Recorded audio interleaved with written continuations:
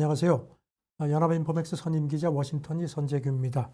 2022년 7월 8일 금요일입니다. 한마디로 참 안개가 가득 끼었습니다. 이번 주에 미국 증시가 조금 탄력을 받긴 했는데 이게 진짜 정말인지 아닌지에 대한 그런 좀 의구심들도 많고요. 이런 가운데 지금 미국 인플레 추이에 대한 관심들은 여전히 큽니다. 마켓워치는 6일자에서요, 미국 인플레가 아직 정점을 찍지 않았다는 분석을 했습니다. 그러면서 주거비를 얘기를 했습니다. 레피니티브 집계를 인용했는데요. 미국의 월간 주택 임대료, 이게 이제 호가 중간치 기준으로 해서 지난 5월에 처음으로 $2,000를 넘어섰다. 그러면서 미국 같은 경우는 그 주거비가 그 소비자 물가의 한 3분의 1가량을 차지한다. 그래서 주택 임대료가 이렇게 계속 올라가는 게 연준에는 악재라고 했습니다. BMO 캐피탈 제니퍼 리 수석 이코노미스트도 비슷하게 봤습니다. 주택 임대료가 연말까지 계속 올라가서 인플레 압력을 키울 거다. 그러면서 그 주택 공급이 여전히 빠듯하고 가격도 계속 뛴다고 했습니다. 그래서 이런 추이를 보면은 아직 미국의 인플레가 정점을 찍지 않았다는 또 다른 징후로 자기는 본다고 했습니다. 옥스퍼드 이코노믹스의 캐시 보스티아치 수석 이코노미스트는요, 집값이 최소 12개월 정도 임대료 수준을 주도한다 하면서 따라서 집값이 안정되면 임대료도 낮아질 텐데 그렇게 되려면 한 2023년 중반쯤일 거라고 봤습니다. 하버드 대학 분석도요, 이렇게 나왔습니다. 미국 가구 가처분 소득의 한 30% 이상이 주택 임대료에 들어가면 사람들이 굉장히 부담스럽게 느끼는데 2019년 같은 경우는 세입자의 한 46%가 그랬다고 분석을 했습니다. 아시다시피 우리 시간으로 어제 새벽이었죠. 그 6월 FOMC 회의록이 공개됐는데 거기 그 인플레 부분에 대해서 이렇게 언급을 했죠. 단기 인플레 전망이 5월 정례 회의 이후에 더 악화됐다. 그래서 참석자 다수가 그 인플레가 전에 예상했던 것보다 더 장기화할 거란 그런 견해를 더 굳혔다고 기술을 했습니다. 그리고 또 회의록은 그 참석자 다수는 장기 인플레가 그 연준 목표치 2%하고 일치하지 않는 수준으로 올라갈 수도 있다는 우려를 보였다고 했고, 연준이 그 직면한 중대 리스크는 대중이 이런 의원의 의지에 의문을 품게 되면은 높아진 물가 상승률이 고착화될 수 있다는 점을 걱정한다고 그렇게 덧붙였습니다.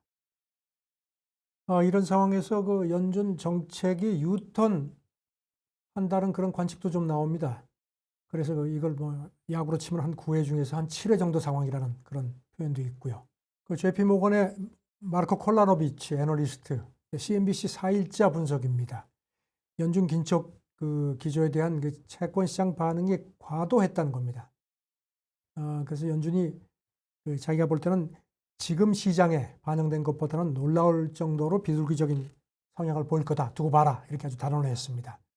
그러면서 미국 경기 재개 덕택에 소비가 여전히 탄탄하다. 그래서 시장이 과장된 그 침체 우려 탓에 너무 비관적이라고 자기는 본다고 거듭 지적을 했습니다. 이 사람은 S&P 그 연말 전망치를 4,900으로 책정을 했는데요. 이거는 그 월가의 그 가장 낙관적인 그 수치 전망치 중에 하나입니다.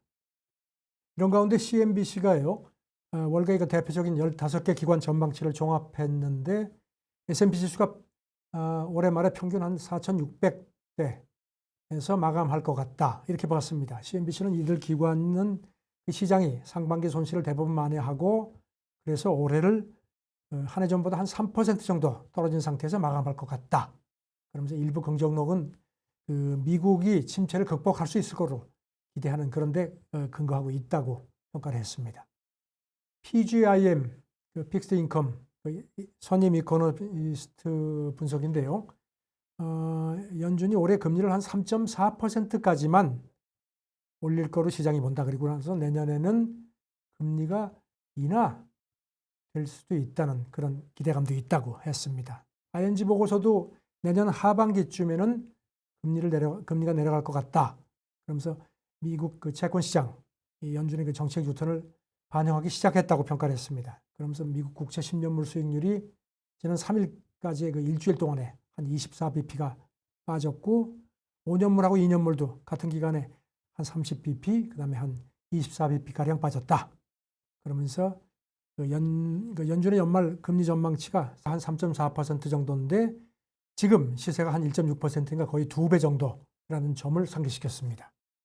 T3 라이프닷컴의 스콧 레들러는 그 미국 증시 지금 조정 장세를 야구에다가 비교를 했습니다. 9회 중에서 한 7회 정도에 온 상태다. 이렇게 표현을 했습니다. 현 상황에서 S&P 지수가 저점을 경신할지는 의문이다. 그러면서 당장 시장이 강세를 보일 유일한 방식은 나쁜 뉴스에 반등하는 거라고 표현을 했습니다.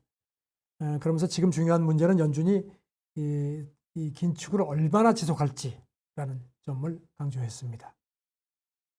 워튼 스쿨의 그 제러미 시걸 교수 CNBC 6일자 분석인데요. 이 사람은 미국이 이미 침체에 빠졌다고 했습니다. 따라서 연준이 시장 예상보다 빨리 금리 인상폭을 축소할 수 있을 걸로 봤습니다. 2분기 GDP 성장률이 2분기 연속 마이너스를 기록해서 기술적 침체에 빠질 걸로 자기는 의심을 하지 않는다. 그러면서 7월 FOMC에서 75bp 추가 인상 관측에 대해서도 인플레가 이미 정점에 도달했다는 징후가 있다. 그래서 연준의 매파 스탠스가 너무 나간 게 아니냐고 진단을 했습니다. 그러면서 실제 원자재하고 주택 같은 일부 영역이 고점을 찍었고 통화 공급이 정체된 것도 인플레가 더는 가속화되지 않고 있는 걸 뒷받침하는 지표라는 게 이 사람의 지론입니다. 시겔 교수는 물론 연준이 더 긴축을 하겠지만 굳이 기준금리를 앞서 그 예상했던 그 3.75%까지 올리지 않을 수도 있다고 조심스럽게 내다봤습니다. 그래도 지금 그 미국 증시가 아직 바닥이 아니라는 그런 신중론이 많습니다. 그러면서 이런 상황에서는 중국 주식에 좀 눈을 돌리는 게 어떠냐는 그런 권고도 있고요. 리처드 번스타인 어드바이저스의 댄 스즈키 매니저 얘기인데요. 미국 증시가 바닥을 찍으려면 아직 멀었다. 그러면서 특히 성장 기술주 거품이 여전하기 때문이란 그런 진단을 했습니다. 이 사람은 지금의 그 불확실성 장세에서는 두 가지가 확실하다. 하나는 기업 수익 성장세가 둔화한다는 거, 그 다음에 유동성이 회수되고 있다는 거다. 이렇게 봤습니다. 따라서 지금 주식에 들어가는 것은 좋지가 않다고 했습니다. 다만 기업 주식이 바닥을 치고 유동성이 다시 들어오려는 신호가 나타나면 그때는 주식을 믿어도 좋다고 덧붙였습니다. 그리고 연준이 지금 유동성을 회수하기 때문에 이런 상황에서는 모든 미국 주식 종목이 다 영향을 받을 수밖에 없다. 그래서 어떤 종목을 택하든지 지난 5년간 대규모 유동성 혜택을 받았다는 점을 절대 잊지 말라고 했습니다. 스즈키는 그러면서 중국 증시는 밸류 기준으로 훨씬 싸다고 했습니다. 유동성 측면에서도 중국이 이걸 공급하려는 지금 상황에서는 유일한 시장이라는 점도 상기시켰습니다. 연준 뉴턴 말씀을 드렸는데요. CT 글로벌 웰스, 스티븐 위팅 전략가도 그런 쪽에 좀 동조를 했습니다. CNBC 4일자 분석인데요. 연준 통화정책 불확실성이 자기가 볼 때는 정점에 달한 것 같다. 그래서 이후에 얼마든지 정책을 변경할 수 있겠다고 봤습니다. 연준의 인플레 잡이가 유연성을 보일 수 있는 단계라고 자기 본다는 겁니다. 반면에 중국은 제로 코로나 방역 그리고 기술 부분 규제, 그다음에 부동산 침체 같은 걸로 경제가 이미 경착륙했다. 따라서 중국 주식 밸류가 매력적인 걸로 평가를 한다고 했습니다. 미국 증시 추가 하락 위험 진단도 나왔습니다. 골드만삭스의 그 보고서인데요. 비즈니스 인사이더가 4일자에 인용을 했는데 미국 증시가 약사장에 진입은 했지만 더 떨어질 위험이 크다고 봤습니다. 보고서는 미국 증시가 현재 완만한 침체 리스크만 반영하고 있다. 그래서 올 하반기에는 거시경제 역풍 탓에 실적을 부정적으로 조정해야 할 것 같다고 내다봤습니다. 골드만삭스는 미국의 내년 침체 가능성을 30% 정도로 봤고요. 그 다음에 앞으로 2년 사이에는 그 가능성이 50% 정도로 커진다고 했습니다. 이런 침체 시나리오에서 S&P 지수가 3,600까지 추락할 수 있는 걸로 봤습니다. 하지만 심각하거나 장기적인 침체까지는 보지 않는다. 왜냐하면 글로벌 경제의 그 핵심적인 불균형이 존재하지 않기 때문이라고 분석을 했습니다. 미국 성장주가 최근 랠리를 보인 게 연준의 그 유턴 신호탄 아니냐는 그런 관측도 나왔습니다. 마켓워치 6일자 분석인데요. 최근 미국 증시에서 그 성장주가 가치주를 앞지르는 게 연준의 그 인플레 대응이 정점을 찍은 게 아니냐는 그런 관측이 일각에서 나온다는 겁니다. 마켓워치는 그러면서요, 연방 그 기금 그 선물 시장이 연준이 내년에 금리를 인하하리라는 쪽으로 선회를 했다.